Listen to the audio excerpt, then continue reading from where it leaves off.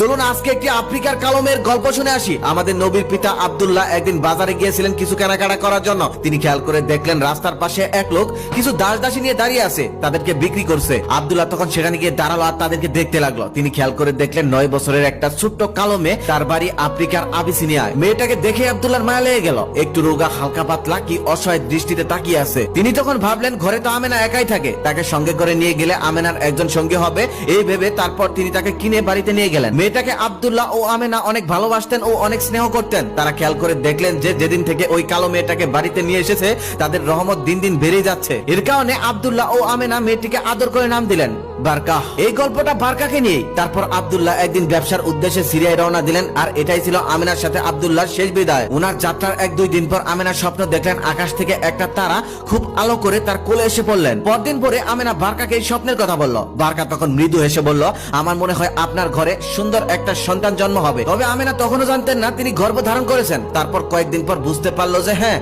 বারকার ধারণাটাই ঠিক, তিনি সন্তান সম্ভাবা। তারপর আব্দুল্লাহ আর কখনো ফিরে আসেনি। সিরিয়া যাওয়ার পথে তিনি মৃত্যুবরণ করেন। আমেনার এই বিরহের সময়ে বারকাই ছিল তার একমাত্র সঙ্গী। এক সময় আমেনার অপেক্ষা শেষ হয়, অতঃপর তিনি জন্ম দিলেন আমাদের প্রাণপ্রিয় নবী হযরত মুহাম্মদ সাল্লাল্লাহু আলাইহি সাল্লামকে। শেখ ওমর সুলাইমানের বর্ণনা অনুযায়ী আমাদের প্রাণপ্রিয় নবীকে সর্বপ্রথম দেখা ও সৌভাগ্য হয়েছিল যেই মানুষটির, সে হলো আফ্রিকান সেই কৃতদাসী, সেই কালো মেয়েটির। তিনি আমাদের নবীকে নিজ হাতে আমেনার কোলে তুলে দিয়েছিলেন আর আনন্দে খুশিতে বলেছিলেন, আমি ভেবেছিলাম চাঁদের মতো সুন্দর হবে, কিন্তু এখন খেয়াল করে দেখছি সে চাঁদের চেয়েও অনেক বেশি সুন্দর। এই সেই বারকা। নবীজির জন্মের সময় ওনার বয়স ছিল 13 বছর। ছোটবেলায় শিশু নবীকে আমেনার সাথে উনি যত্ন নিয়েছেন, খাইয়ে দিয়েছেন, গোসল করে দিয়েছেন, আদর করে ঘুম পাড়িয়ে দিয়েছেন। নবীজির মাতা আমেনার মৃত্যুর সময় বারকার হাত ধরে অনুরোধ করে বলে গিয়েছিলেন সে যেন তার সন্তানকে দেখে রাখে।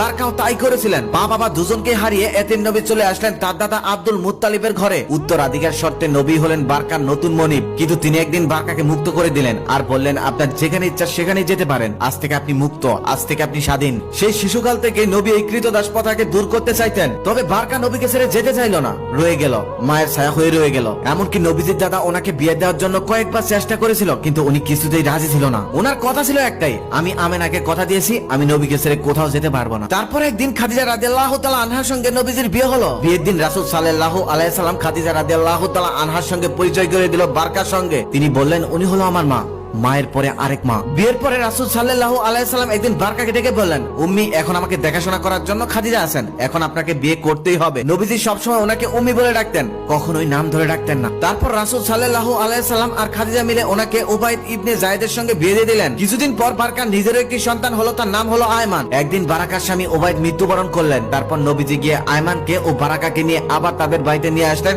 আর সেখানে তাদেরকে থাকার জায়গা দিলেন। কিছুদিন যাওয়ার পর নবীজি একদিন বেশ কয়েকজন সাহাবীকে ডেকে বললেন, আমি একজন নারীকে জানি, তার কোনো সম্পদ নেই, বয়স্ক, তার একজন এতিম সন্তানও আছে, কিন্তু তিনি জান্নাতি। তোমাদের মধ্যে কি এমন কেউ আসো ওই জান্নাতি নারীকে বিয়ে করতে চাও? একথা শুনে যায়েদ ইবনে হারিসা রাদিয়াল্লাহু তাআলা আনহু নবীজির কাছে গিয়ে বললেন, আমি বিয়ে করতে চাই। তারপর নবীজি উম্মে আয়মানের সঙ্গে কথা বলে বিয়ের সমস্ত আয়োজন করে ফেললেন। বিয়ের দিন রাসূল সাল্লাল্লাহু আলাইহি সাল্লাম যায়েদকে বুকে জড়িয়ে দিয়ে আনন্দে ও ভালোবাসায় ভেজা চোখে ও কান্না জর্জরিত কণ্ঠে বললেন, জায়েদ তুমি কাকে বিয়ে করেছো জানো? জায়েদ তখন উত্তরে বলল, হ্যাঁ, উম্মে আয়মানকে। জায়েদের উত্তরে নবীজি সাল্লাল্লাহু আলাইহি সাল্লাম বললেন, না, তুমি বিয়ে করেছো আমার মাকে।